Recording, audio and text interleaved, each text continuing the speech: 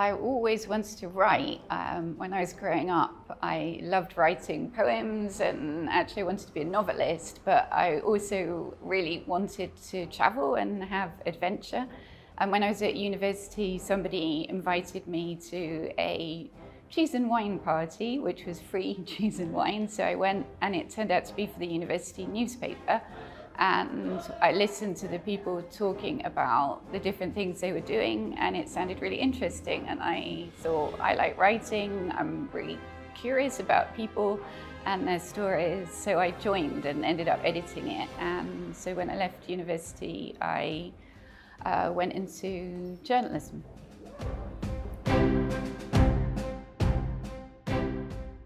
I absolutely think that women war reporters report differently to our male colleagues.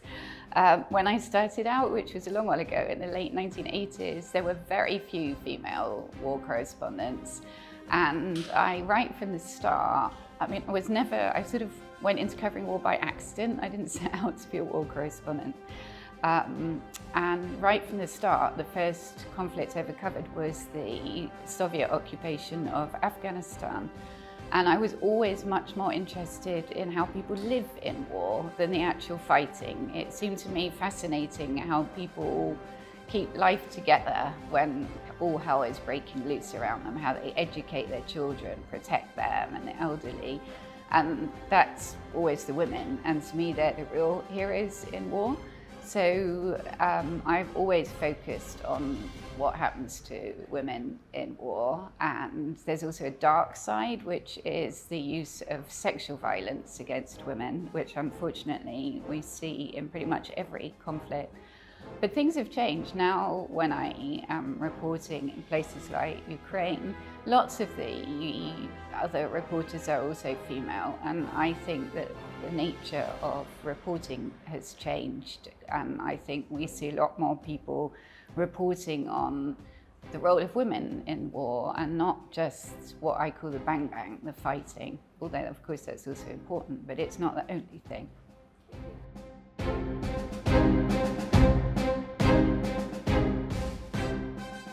Obviously, covering war is a dangerous occupation, but actually the most dangerous things that I've ever been in usually are things I didn't think were going to be dangerous, because I think when you actually go to the front line, you know you're going somewhere dangerous, you're taking precautions, you're traveling perhaps with military or with people who know what they're doing, and you know, very much keep your senses alert. Sometimes I've gone to things which were not supposed to be dangerous and then have been attacked. And so, for example, probably the narrowest escape I ever had was going to a village in southern Afghanistan and being ambushed by the Taliban. And we had no idea that village anything was going to happen. In fact, I was with British troops and they were not even wearing helmets or anything. It was supposed to just be a sort of like hearts and minds, as they called it, session.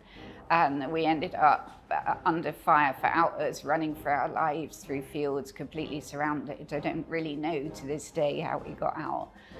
But you know, there are other things like it is often you waiting for planes in the middle of nowhere that don't come, you're staying in strange, maybe uncomfortable places. But you know, at the end of the day, I fly home, whereas the people living there have to live in those situations. And I would say I've been spending a lot of time in Ukraine, and there are every evening air raids and the sirens go off. And so most evenings you could be woken up 5 times during the night by sirens. So you get very tired. And I go there for maybe 3 or 4 weeks, and at the end I'm tired by that. But people there have been living through that for 2 years, and what that does to you, you know, night after night, not having sleep, everybody is sort of on edge and tired.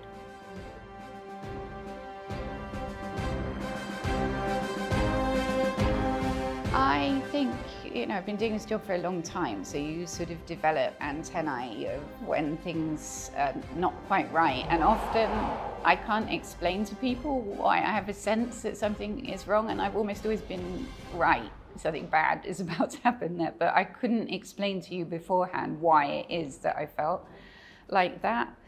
I think that also, obviously, you get to know places, you get to know people and who you can trust, and all of that comes with time and experience. And I think I keep my sanity because I spend my time really reporting on bad people doing bad things in bad places. But in those places, I find people doing remarkable things, really heroic people, and that gives me actually surprisingly a lot of faith in humanity. But also, I try and spend time when I'm back in beautiful places like Sri Lanka and Galle, and seeing the sea, seeing the beautiful vegetation, meeting different people, hearing from people about what they want to know about, what they want to read and hear. So that I find very refreshing.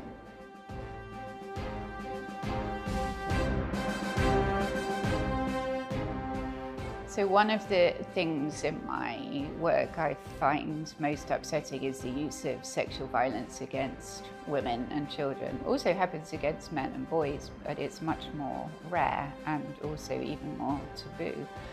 And I have to say that in the last 10 years, I've seen more and more of it. And so clearly, the international community is failing to address this issue. It is a war crime. It is the world's most neglected war crime. Accountability is the exception, not the rule. And in so many of the cases that I've covered, I mean, it's 10 years this year since the Yazidis were taken by Islamic State fighters from their homes. Thousands of them were abducted and kept as sex slaves by Islamic State. To date, only one person has ever been convicted for what happened to the Yazidis, and actually that was a case in Germany.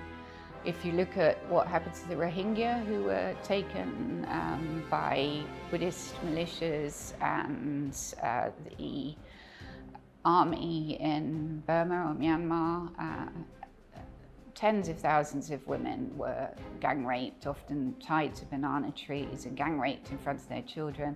Not a single person has been prosecuted. Again, what happened in Nigeria, the girls, women taken by Boko Haram fighters, nobody's been prosecuted. Now we've seen it happening in Ukraine, again in Israel on the 7th of October. So nobody is paying a price for doing it, so it's just being used more and more. Unfortunately, it's an effective weapon. It's very cheap. One of the fighters I interviewed said to me it is cheaper than the cost of a Kalashnikov bullet. So I really feel very strongly that the world needs to step up and start doing something about this. Far too often, what happens to women in war like this is seen as a kind of side issue, not the main issue, and it needs to be regarded in the same light as killing and torture, because it is. Many of the women I've interviewed have told me that actually they would rather have been killed than gone through what they did. It's a good question. I mean, we're much more aware about mental health than we used to be. And I think there's two parts to this. I mean, one is, as a journalist covering conflict, many of the people I meet are deeply traumatized, and often I or other journalists are the first people they meet. Now, we're actually not trained to deal with traumatized people. We're not therapists. We can actually cause damage to them. I was very concerned when I wrote my book, Our Bodies, Their Battlefields, about war rape, that by asking women to recount what happened to them, I'm making them relive their trauma, which is the last thing that you want to do. So actually at the end of doing that book, I spent a lot of time with survivors asking them, how can we do this better? And most of them said, look, you know, we do want interviews to happen because we do want people to tell our stories. Otherwise, if there isn't awareness, people won't do anything to end it. But there is a way of doing it better. So I helped draw up some guidelines for that. But also there's the whole question of the effect on you as a writer or journalist talking to people about these really disturbing issues. And I found my book on what rate the hardest book I've ever done. I couldn't write that much each day, and I would sort of, I'm lucky to live near a big park in London, Richmond Park, and the river, so I would go and walk and, you know, remind myself that there is still beautiful things in the world. Do other things. I read a lot of novels and go to the theatre and just, you know, to try and distract a bit from some of the things that I was reporting. But I also have to say, I mean, this last year has been maybe one of the most difficult years in all my 35 years of foreign reporting, because I never imagined that we would have a land war in Europe again, in Ukraine, and then to have on top of that Israel and Gaza. There are more conflicts going on than at any time since the Second World War, so it just really feels a very unstable and disturbing time in the world.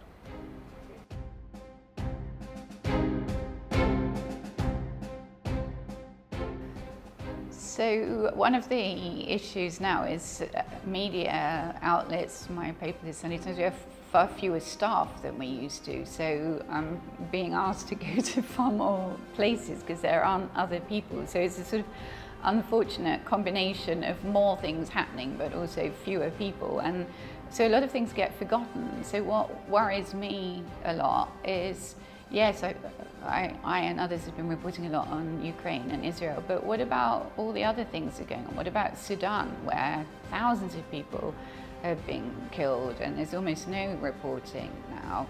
Afghanistan, which I feel personally very passionate about because where I started off, I've spent more time there than anywhere else. It's the only country on earth where girls cannot go to high school, girls cannot go to university. And that's been the situation for 2.5 years, and I feel like the world sort of moved on. At the beginning, everybody was outraged. Oh, you know, how can this be that girls can't go to school?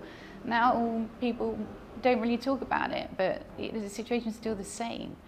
And so that worries me. And I think the hardest thing for me as a foreign correspondent is because now we stay in touch with people that we meet from all over the world through WhatsApp, Telegram, all these different channels, in a way that when I started out and there was no internet, if you can imagine, and no mobile phones, the only way to communicate with people was sending letters, and that would have been a bit odd if my contacts had been writing me letters. So now people stay in touch. And so one of the Yazidi girls, for example, who told her story about being taken as a sex slave by Islamic State, she WhatsApped me afterwards and said, I told my story. What difference did it make? And that's really hard, like, you know. And now I get messages from people I know in Sudan and places saying, why aren't you covering our story? And they get quite angry. They feel like somehow it's a deliberate decision by us not to write about those things. But it actually isn't. It's just that there is limited bandwidth, unfortunately, and too much happening. And it worries me. This isn't just a question about media, but also international leadership. You know, it doesn't seem like people can really focus on more than one issue. And what happened in Israel was partly because people had stopped really focusing on the whole Middle East situation. And the fact was, nothing had been resolved. It hadn't gone away, clearly, but people were starting to act as if it had.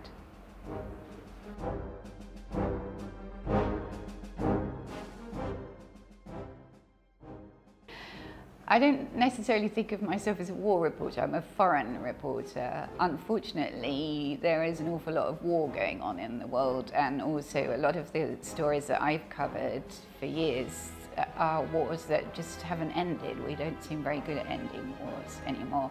And I've always felt very strongly the importance of going back to a place.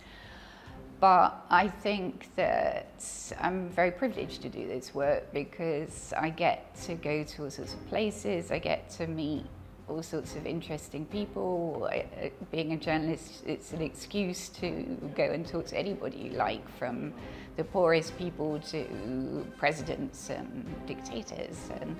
And I think it's very important that people go and do this job because there's a lot of uncertainty in the world now, and there's an awful lot of misinformation out there. People don't know who to trust, so it is really important to actually go be on the ground and report, where you're actually meeting the people, seeing for yourself what's happening, and telling the story to people back home.